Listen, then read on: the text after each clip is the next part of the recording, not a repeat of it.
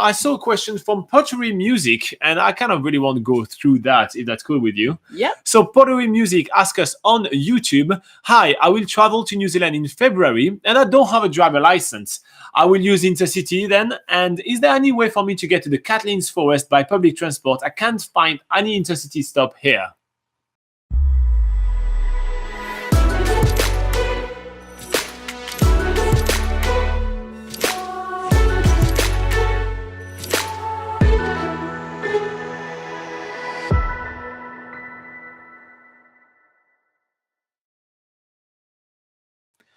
So that is true, there is no InterCity stops in the Catlins, but there is a public transport option. Do you know which one it is? Yeah. Yeah, what's the name? Okay, so it's the Bottom Bus, it's Yay. called, and that's run by a company called Headfirst Travel.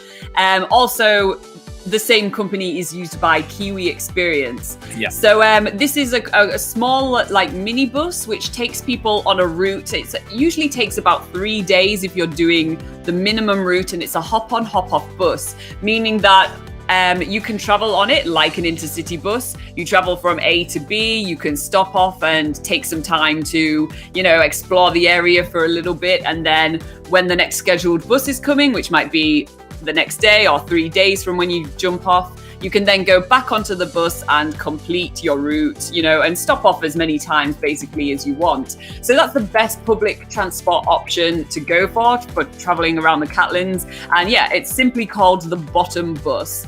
Or if you do want to make it easy for yourself, you can book just the section of this bus through Kiwi Experience. So they will take you from Queenstown and you'll do that loop right here. Yeah. It's such an amazing place to visit, and I really would be a shame for you to actually miss it, because we love the Catlins. I mean, check out the videos that we have about the Catlins. We did spend quite a bit of time there, and I feel like it's definitely a place to visit. Yeah. But it is true, it's very remote. When you're going to get there, you're actually going to realize why InterCity doesn't go there. It's really rough, but it's such an amazing place to visit. So another way also to go to the Catlins is to actually base yourself in Dunedin, and then there are some tours going from there. But that's a bit more, it's going to be a bit more of a nightmare. So if you base yourself in Queenstown, just take one of those bottom bus, spend those 2-3 days with them, and then head back in Queenstown and hop back onto your InterCity.